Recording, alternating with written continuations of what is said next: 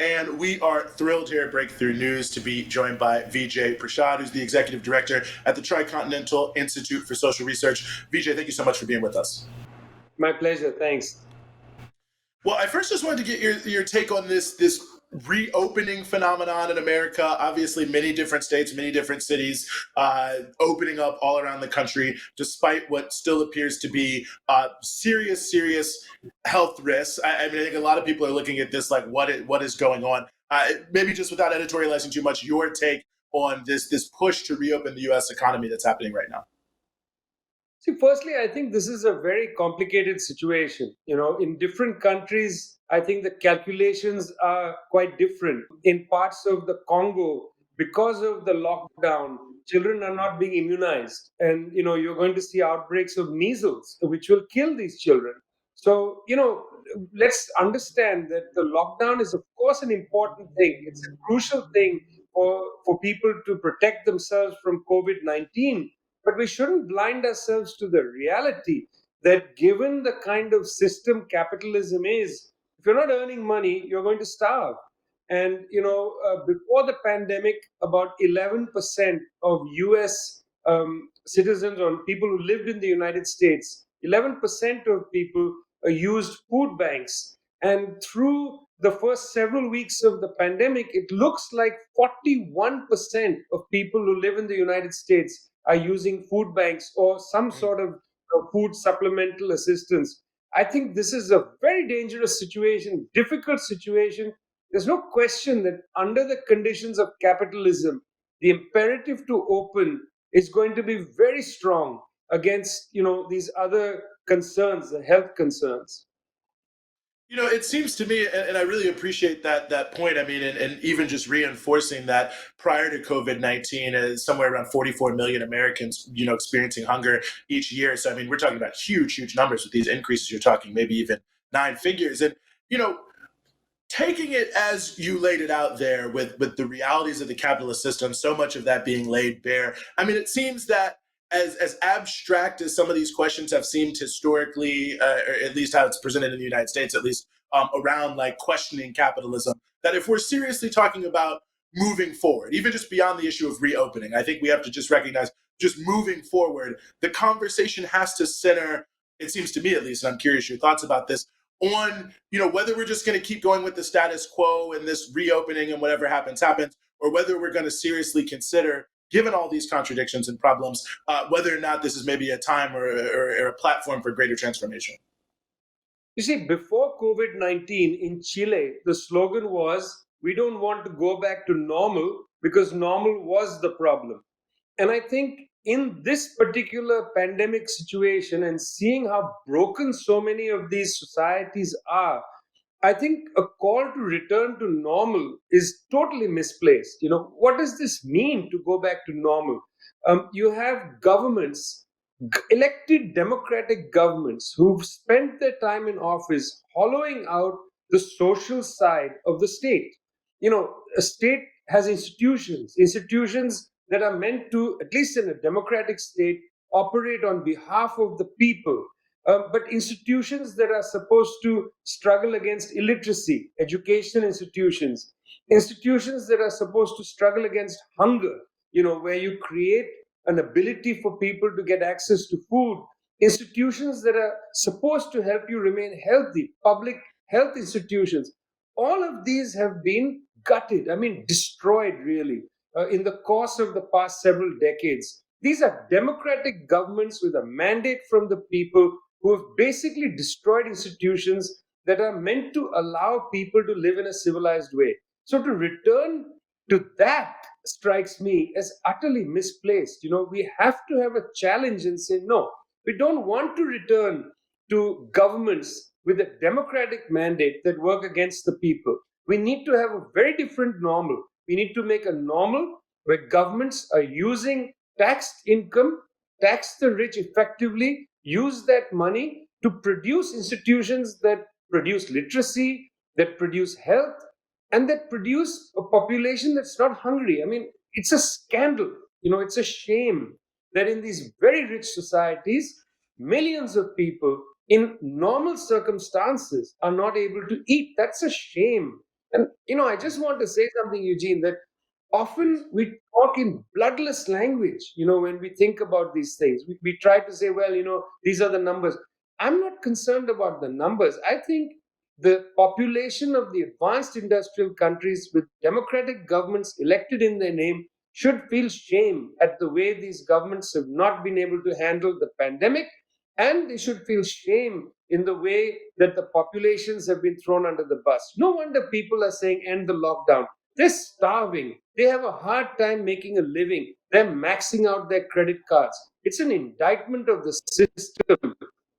Yeah, I mean, that's such a well taken point. I think in the human toll of this. I mean, even just thinking, how much of this outbreak we've seen just really just decimate nursing homes and assisted living, and allegedly we revere the elderly, we respect our elders, all these things that we're consistently told, and then we see other, just left to die in such large numbers. And those people who have been watching Breakthrough, I think, have been familiar with a lot of the work you all have been doing under the guise CoronaShock. We've been making a lot of use of that material. But for those who maybe haven't seen it, don't know, talk about this phrase Corona Shock and the work you're doing, and some of what you're trying to evoke and bring to the surface with this. Well, the issue is if you look at two countries, Vietnam on the one hand, the United States of America on the other, these two countries were locked in a terrible war some decades ago, brutal war. The United States bombed Vietnam with chemical weapons, decimated the country, and so on. Not long ago, the Vietnamese government sent 440,000 pieces of protective equipment to the United States. Vietnam, this very poor country, sent protective equipment to the United States of America, one of the richest countries in the world. How is this even possible? That's the beginning of Corona shock. You see the advanced capitalist countries basically collapsing under the weight of this pandemic. They are using a kind of hallucinatory government policy. You have the president of the United States talking about absurd things like bleach, not wearing mask, vice president not wearing a mask. I mean, really hallucination of policy. They are not able to produce materials that are necessary, hand sanitizer, mask. These are not complicated things to make, but not being produced. Nurses of the Nurses United Union standing in front of the White House protesting against the lack of protective equipment. On the other side, you have Vietnam, an extremely poor country, where Prime Minister Nguyen, early into information coming out of Wuhan, uses a science-based policy. They don't shut down Vietnam totally. They do a multi-tier approach to quarantine and isolation, a very smart science-based approach. And you know what? In the United States, you have more than a third of the infections that are on the table, and you have a vast amount of people dead. I don't want to give a number because it changes dramatically every day. In Vietnam, there are infections, 288 infections, 288 infections. And do you know how many people have died? Zero. And that's Corona shock. Why is it that Wow. the socialistic parts of the world, whether it's Cuba, it's Kerala in India, it's China, it's Vietnam, why have these places been able to mobilize science-based action, the public sector, public action, and internationalism? Four different ways in which they have produced a kind of response to this global pandemic, which are totally antithetical to the advanced capitalist countries. So Corona shock isn't the shock of the coronavirus.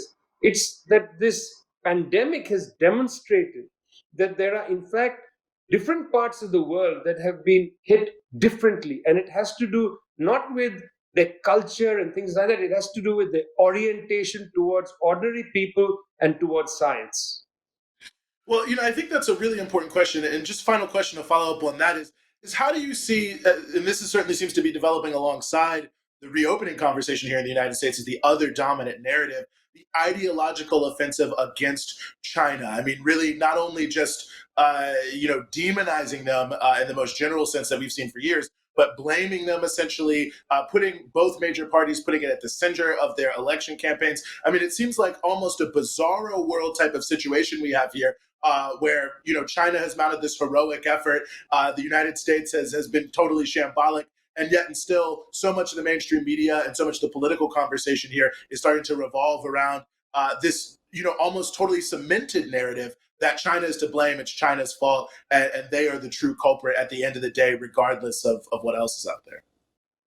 Well, there's a habit in Washington, D.C. that's been there since 1945 at least, and certainly since 1989, which suggests that the United States is this, exceptional country and should be the only superpower, only leader in the world. This is a very old habit, which is why government officials routinely talk about how the United States is the greatest country in the world. No other country has leaders who talk like that. This is a habit that develops.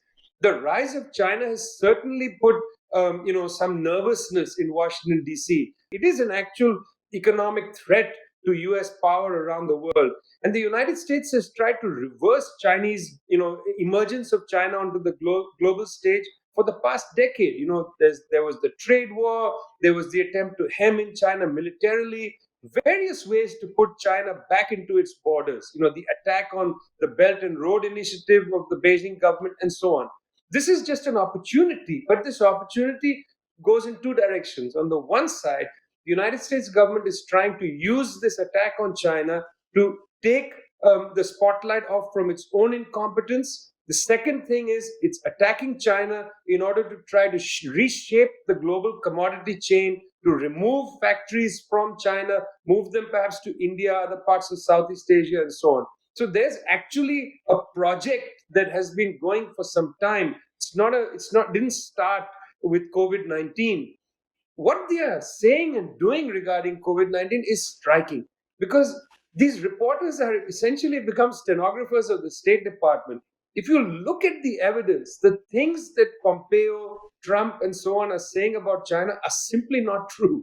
I mean, there is a factual record available, which is quite at variance with the statements made by the White House. So you have, as I said, these hallucinations coming from the White House, taken utterly seriously by the liberal media, reported as if it's fact. I think this is an indictment, not of the government in the White House, because this is their character. It's an indictment of the American media and of the Democratic Party, which just, wants to go to the right of Trump, in fact, on some of these issues. And one actual final thing that what you were saying just sparked for me here. Sorry about that. But, the International People's Assembly has put out this 16-point platform. People who don't know about the International People's Assembly, it's sort of an all, maybe in some ways you could look at it as the alternative vision to this sort of U.S. capitalist-led global approach to coronavirus. I know you've done some work with the IPA. Talk about that and talk about what it represents to see social movements come together and present that kind of sort of alternative framework for how to approach these issues. Yes, great. I mean, the International People's Assembly is a platform of over 100 organizations over 200 organizations spread out in maybe 100 different countries, including the Communist Party of Nepal, the Workers' Party of Tunisia, Democratic Way in Morocco, the Landless Workers Movement in Brazil, Patria Grande in Argentina. I mean, it's got a lot of important political organizations right at the heart of it. And Tricontinental, the institute that I direct, and the assembly work together to develop a 16-point agenda, which includes immediate relief, including immediate equipment for medical practitioners, for frontline essential workers, and so on, and also long-term questions, to rebalance the world order and so on. You see, we understand that we are not in a situation in the world where people are capable of driving an agenda themselves. People's movements are quite weak in this period for historic reasons. But we want a rebalancing in the world. We think that it's unhealthy to have just merely US dominance over planetary institutions and so on. This is a moment of rebalancing, and that's what we're really fighting for. You can see how decadent it is when the United States dominates institutions. Venezuela comes to the International Monetary Fund, asked to use its own money in the International Monetary Fund, and the US Treasury Department blocks the IMF's ability to deliver that money to Venezuela in the midst of the COVID-19 global pandemic. This is a sign of decadence in the world order when one power dominates and thinks that its issues should be the only issues in the planet Earth. That's why you need a rebalancing. It's a fairly rational approach to international relations. We're not at the point, I think, as yet to drive a much further people's agenda. We have to first fight to rebalance the world order. Let's create space for people's movements to arise and become much stronger. And then let's see a world order where people are able to define their own priorities and not allow profit to define the priorities for them, to impose priorities upon people. Vijay Prashad, as always, really such a pleasure to have you on here. Thanks so much for joining us. It's my pleasure. Thank you. Great. And I think we're good. Great. Vijay, thank you so much. It's so great. Pleasure. I really appreciate it as always. Pleasure. Now I Thanks so can much. come back to my